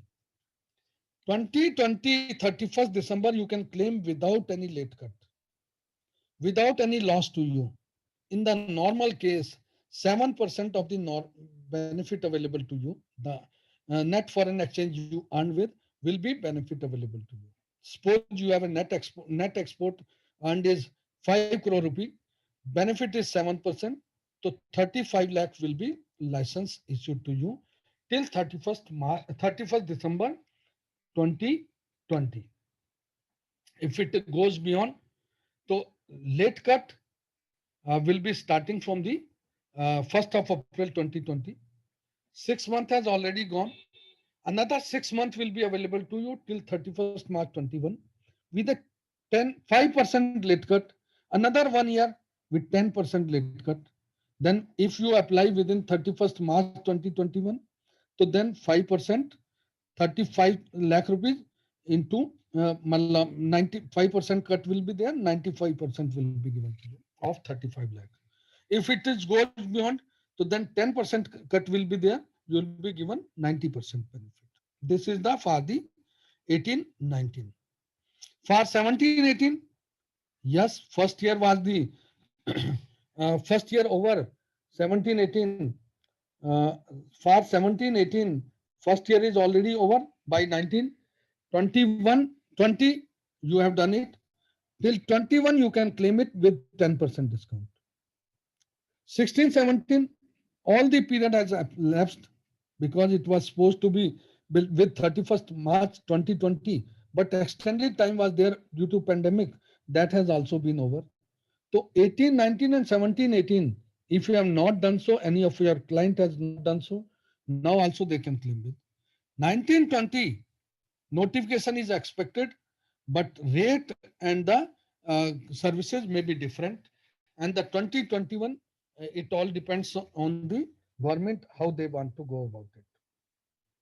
This is a sharing of the SCIS scheme. Now, everyone needs a recognition. Everyone whosoever is in a different category, they needs a recognition.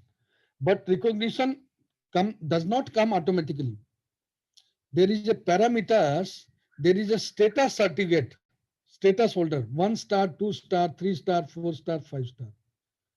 Parameters are those, if you are an exporter for the continuous and past 3 years export plus current year on which you are filing the application, it goes beyond a threshold. Like $3 million for the 1 star, $25 million for 2 star, $100 million for 3 star, $500 million for 4 star, $2,000 million for 5 star. So then this benefit will be available. This recognition will be available to you. What is the benefit of recognition? It is no fiscal benefit, no extra fiscal benefit, but ease of doing business. Like you are being recognized as a VIP person, clearance will be fast, self-declaration basis will be there. You not to file the bank guarantee. Rather, you will be giving the benefit of giving the bond only, yeah, the LUT only. Compulsory negotiation of documents will be done away with. No need for warehousing will be easy. AEO category will be issued to you or the something of that nature. Preferential treatment will be there. Self-certified things will be there. Different comprehensive agreements are there. You will be better benefited. Self-certification on the for the grounds of goods originating from country, that will be there. Some entitlement, the freely exportable items on the free of cost basis. Limit will be better. So those are certain benefits available to you. Friends, this was the chapter 3 of the policy, which I have shared with you in toto. Wherever you feel like where you have any kind of issue or anything which has not been clarified, so without any hesitation, you can come to us through mail, also through the different models. So duty exemption and remission is another scheme which I have in the very initial remarks also shared with each one of you. Advance authorization. The authorization is being given on the basis of which you can import any raw material or any components. Any raw material or any components which are meant for the purpose of the manufacturing or the assembly of the goods which has to be exported. That is simple understanding. You can import duty free, including GST. All will be at zero. All the duty, whether basic custom duty, whether any additional duty, whether it is anti-dumping duty, any safeguard duty, all will be exempt, including IGST. No IGST in the case of advanced version. But one commitment, the finished product will be exported. How you will testify, how you will be making a Reliance key, it will be exported. Yes, there is a system of the bond at the custom, registration of the license. Then how much is the quantum allowed for the purpose of import? There is a scheme called SION, Standard Input Output Norms. Standard input output norms are there for each and every product.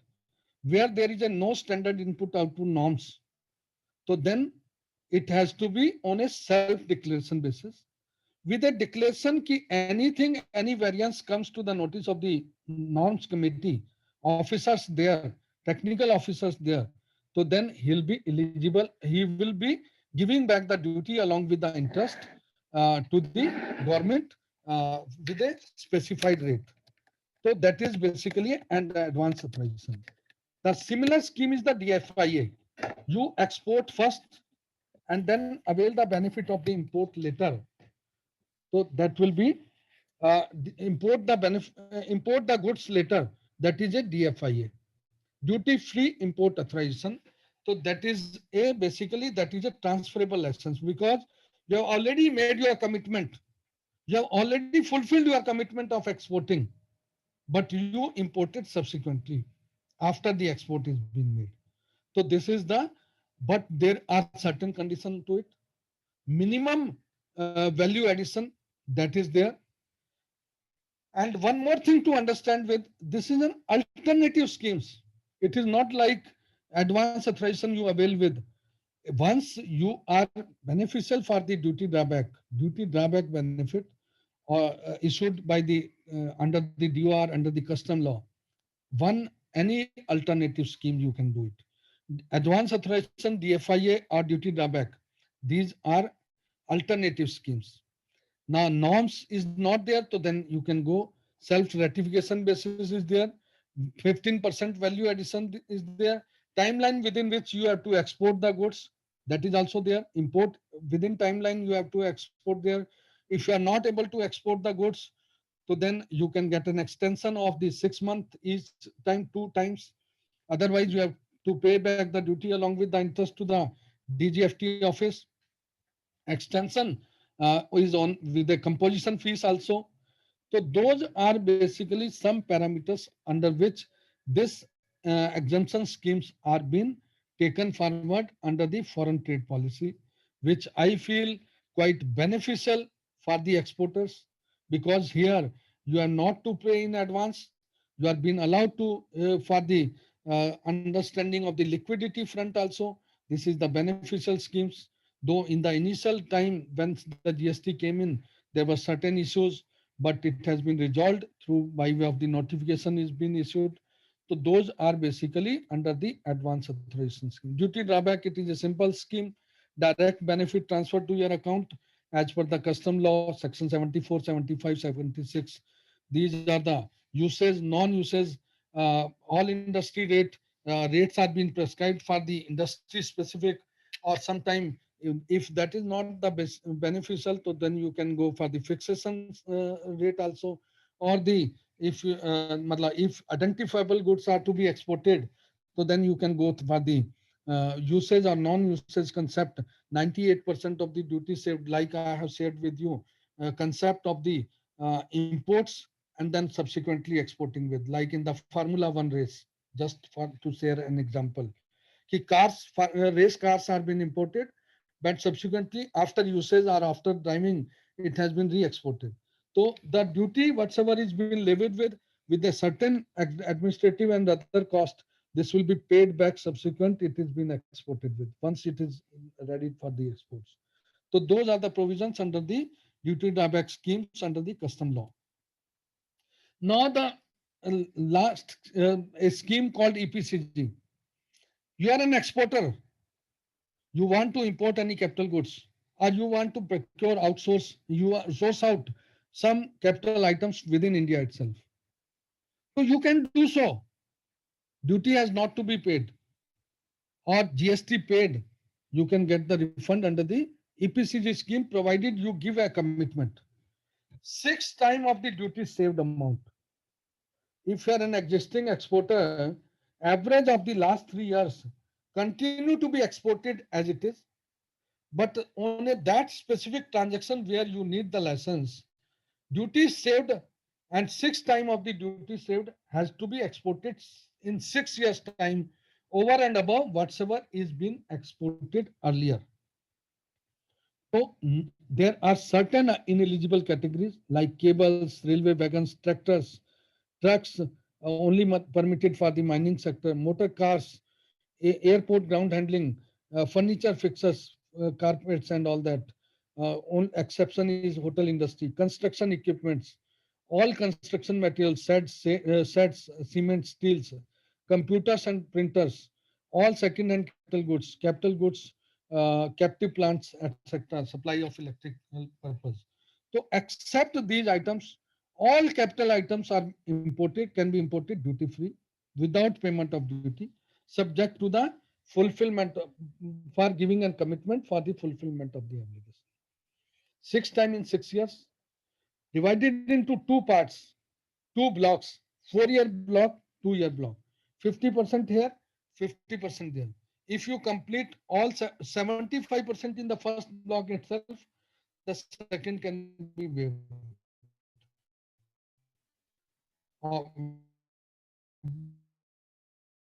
So that benefit can be there.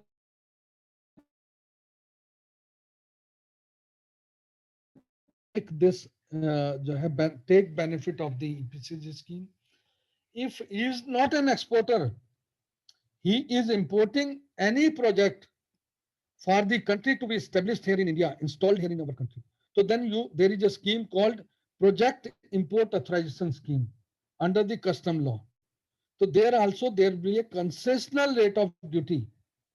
There will be a concessional rate of duty for project imports, for the initial projects or the subsequent expansion projects.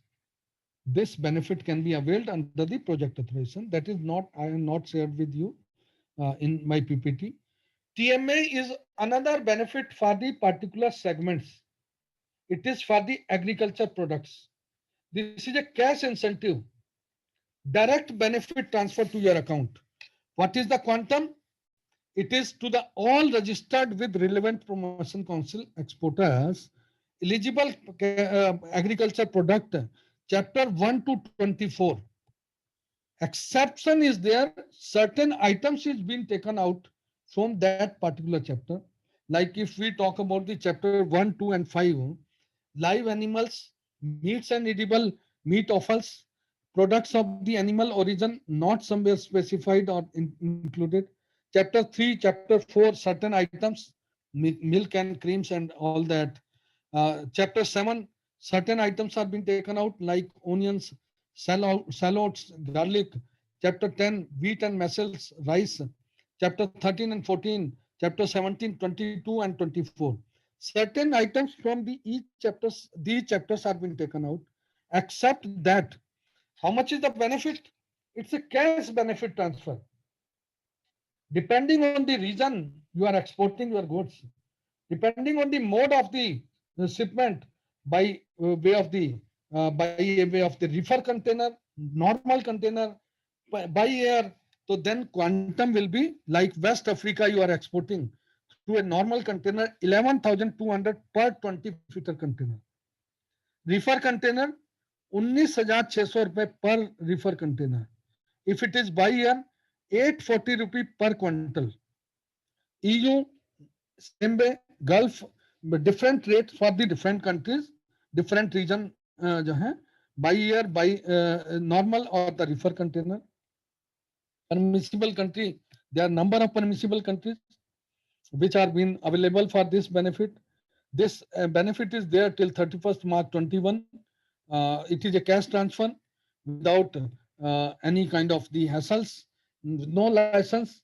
It is a direct benefit transfer to your account, and you can avail the benefit under the this scheme.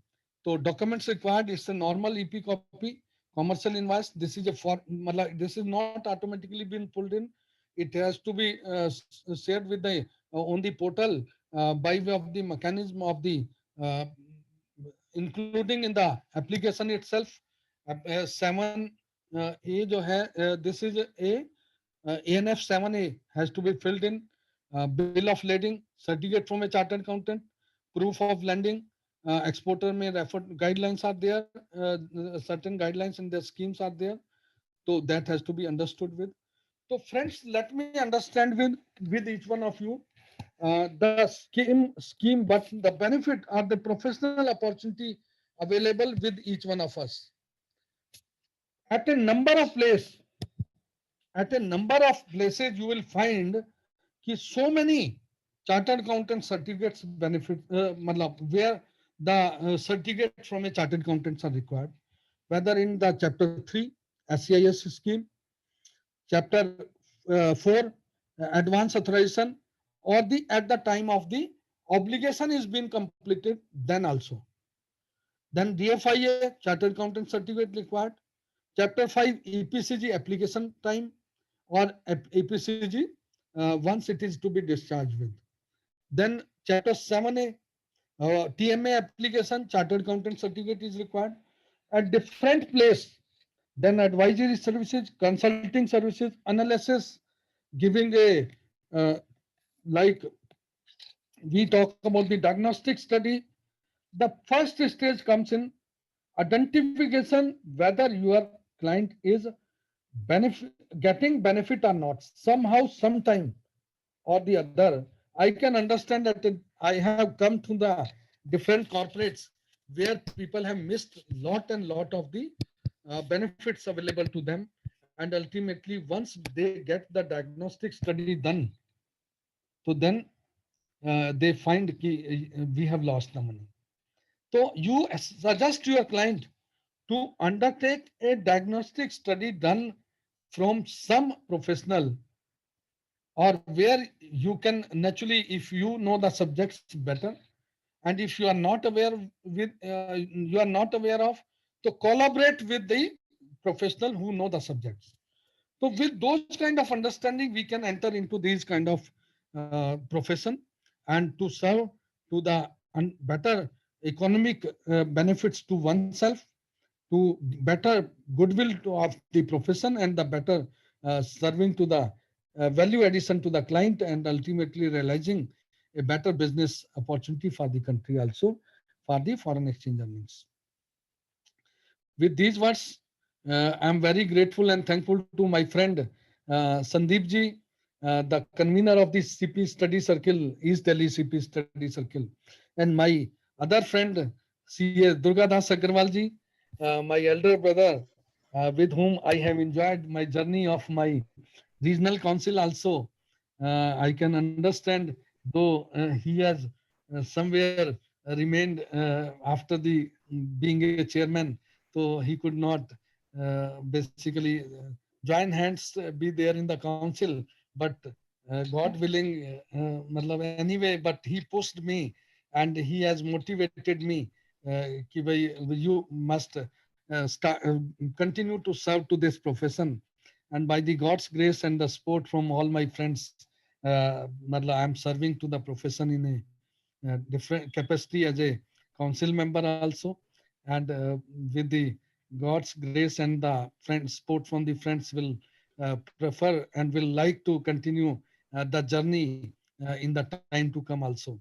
Uh, that is my wishes, कि भाई I should that will be giving a happiness and giving a satisfaction to me, कि yes, taking from the institution and bringing to this level by oneself is need for the giving back to also. With thank you Durga Das ji, thank you Sandeep bhai. कोई question है किसी member का तो उसको share कर लेते हैं, otherwise जो है I am very grateful and thankful to each one of you. Over to you sir. Sir, there is one question related to by Surinder Gupta ji. He is asking what item can be imported duty free by service exporters like CA. No, basically under the EPCG category, if you are an exporter of services as a chartered accountant, so any item whatsoever you need to have for your office, for the technology you want to have, anything for the as an office equipment or the capital goods as a service provider, so you can import duty free. Or if you are an exporter of the services, so SCIS benefit availed by you, either you can import anything whatsoever is been required to you or not, for the purpose of for your home also. You can import it and pay back the duty through the SCIS. It's a basically a benefit which is being given to you in terms of the export made by you. You can import anything.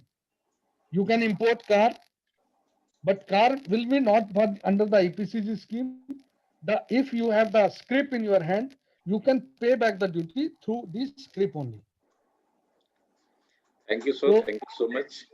EPCG scheme is meant for the manufacturing sector also, service sector also. Any other query? No, sir, we don't have any other query. Thank you so much, sir. Thanks for a wonderful I am deliberation. justified with the time. Or truly speaking, it was very मतलब बहुत बढ़िया लगा सुन के आपको your journey towards after passing CA examination, then coming into practice, and then coming into the area of foreign trade. It was a nice and wonderful journey.